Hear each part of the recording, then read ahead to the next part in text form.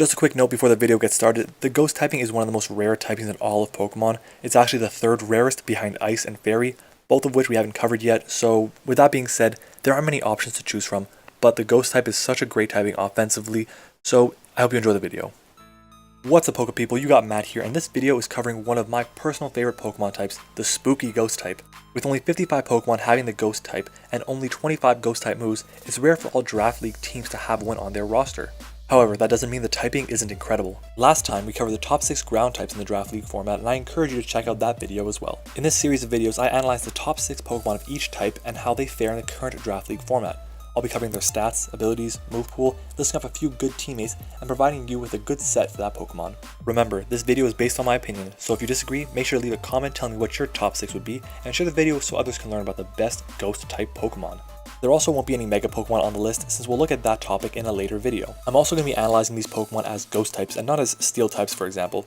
And finally, we're going to be looking at the classic Draft League format, meaning no Ubers like Marshadow, Giratina, Lunala, and Aegislash. Anyways, don't forget to leave a like on the video and subscribe if you haven't, so my next Pokemon video goes straight to your sub box. Now, let's get into the top 6 Ghost types in the Gen 7 Draft League format. Number 6. Decidueye. Now, I'm not a big fan of Decidueye in general. Its typing is pretty cool and it does have a few good options for sets, but I just never was able to get on the hype train when Sun and Moon first came out. It has, however, shown me that it is a formidable Ghost type in the format. Its stats are good all around, and I'd usually be okay with the low defenses paired with the low HP stat, but this Pokemon doesn't get Will-O-Wisp, so making it take physical moves isn't really in your best interest. Offensively, its stats rely on the setup options it gets, so don't expect Decidueye to just wall break for you. For its abilities, it gets the classic Overgrow, which all grass type starters get. It also gets Long Reach, which isn't released just yet. For its move pool, it gets a very nice option on the physical and special side. It gets Baton Pass and U-Turn, Priority Sucker Punch, support in Defog and Haze, and its signature move, Spirit Shackle, which traps the opposing Pokemon. For its move pool, it gets very nice options on the physical and special sides. It gets Baton Pass and U-Turn, Priority Sucker Punch. Priority Sucker Punch, support in Defog and Haze, and its signature move, Spirit Shackle, which traps the opposing Pokemon. A nice set is the Swords Dance Baton Pass set that traps the opponent with Spirit Shackle and uses Roost for longevity. Some teammates that are great are Mega Sharpedo since it appreciates the attack pass from Decidueye and the slow U-Turn. Zygarde is a powerful setup sweeper, and Mega Charizard Y is a good wall breaker, or just to allow you to run Synthesis over Roost if you want to be that guy. Decidueye is a good Pokemon, just more of a supporting Pokemon than a wall or an offensive presence Pokemon. On the other hand, this next Pokemon is the definition of an offensive mon. Number 5. Alolan Marowak. I love the design of this Pokemon, and the increased relevance of Marowak has made my buddy Mono really happy, but I've used this thing and it's just not for me. It's really powerful and that's why it's on the list, but it relies too much on an item for me. Its stats are just bad, and that's the only way I can really put it. Its 3 abilities all have their uses, and I've used all of them each in different league matches. Its move pool is very diverse. You have Shadow Bone, Thunder Punch, Iron Head, Knockoff, Flare Blitz, Earthquake, Brick Break, Low Kick, even Ice Beam for God's sakes. Its support options aren't even that bad either. You get moves like Will-O-Wisp and Stealth Rock too, which both have their place on many Marowak sets. Even though the trip to Alola from Marowak taught it how to become a fire dancer, it didn't teach it how to be relevant without the Thick Club, so a set without it really isn't great.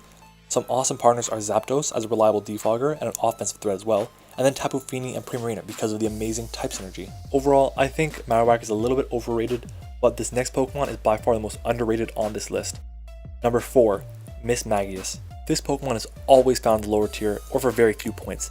Mismagius is crazy good. Its stats are a little weird with 60, 60, 60 and then 105, 105, 105, but it has a very nice speed tier, an amazing ability, and insane coverage. Ghost is already an amazing offensive typing, but with Fairy, Fire, Grass, Electric, Dark, and Psychic coverage, Mismagius' offensive potential just skyrockets. It has setup in Calm Mind and Nasty Plot, and both have their uses. It has support in Destiny Bond, Heal Bell, Magicoat, Trick, and Taunt as well. My favorite set is a Choice Scarf set with 3 attacks and tricks to cripple your opponents. Some great teammates for Mismagius are Weavile and Thunderous Eye because of their powerful wall breaking and amazing speed tier combination. Special consideration goes to Snorlax because they're each immune to one another's weaknesses. Obviously all pure normal types pair well with Mismagius, but Snorlax is one of the best offensive and defensive normal types there are. So far we haven't covered a real wall in the top 6 Ghost types, but that's about to change. Number 3. Coalfag. Coalfag is a very interesting Pokemon. Low HP, attack, and speed, but great defenses and average special attack. Its stats alone really aren't eye-popping, but it's when you pair it with its ability and wide support options that it becomes a threat. Mummy is pretty much useless against special attackers, but can be invaluable against physical attackers with important abilities, like huge power, scrappy, adaptability, and, well, need I go on? For its move pool, it has amazing support options like Destiny Bond, Haze, Toxic Spikes, Pain Spit for recovery, Will-O-Wisp, Trick Room, and too many others to put on the list. Offensively, it's not that bad. It gets Knockoff, it gets Psychic, Energy Ball, Stab, Shadow Ball, and Hex, but not much else. My favorite set isn't the best competitively, but it can be amazing if openings are created. It's a Trick Room set with nasty plot, and it's just a pain in the ass to deal with, so if you use it well, it will reward you. Some great team options are Hydreigon as an amazing wall breaker, and a Pokemon that resists Coalfag's weaknesses, Sylveon for wish support, and again, Snorlax because Coalfag is a great Trick Room setter, and can take those fighting hits for Snorlax. Number 2, we have a huge fan favorite, Mimikyu. Obviously, this is everyone's favorite little ghost on the list. It's just so cute, isn't it? No, it's actually pretty badass, and its stats don't tell the whole story.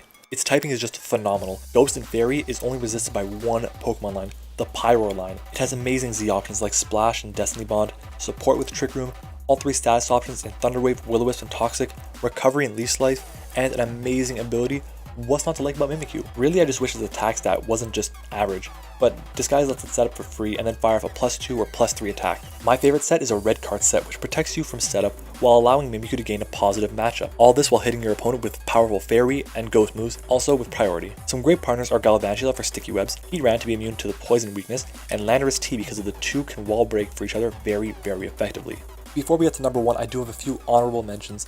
The first is Gourgeist. It's a tremendous defensive Pokemon that's always overlooked. We then have Chandelure, who has amazing stats and a ton of variety and is a very effective wall breaker. And then finally, Golurk just has a special place in my heart with its powerful attack stat, even though that's really all it has. Number 1, Gengar, the king of ghost types. Obviously takes home the number 1 spot.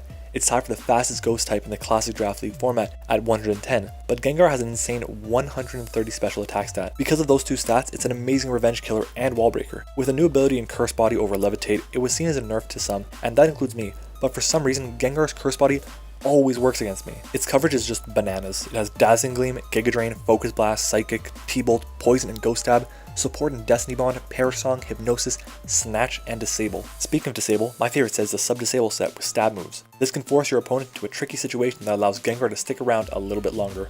Some great teammates are Tapu Lele because of its terrain, which prevents priority, and that plagues Gengar.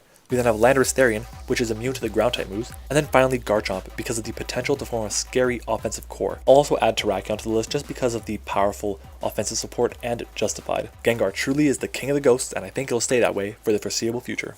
Well, there you have it, the top 6 ghost types in the Gen 7 Draft League format. I love making these top 6s, and there are always some Pokemon that surprise me by making the list. Don't forget to leave your top 6 ghost types in the comment section below. Also, vote in the straw poll link in the description on the top 6 type you want to see next. It's between the Fairy type and the Poison type. And finally, I just want to say thank you so much to all of you, every single one of you, for making one of my dreams a reality. We just had our first video pass over 500 views. I really didn't expect that to be happening at all, and just thank you guys so much. Anyways, that's the end of this top 6 video. I hope you stick around my channel a little bit longer by subscribing and watching the other awesome videos on your screen right now. Thank you all so much for watching, and I'll see you all next time.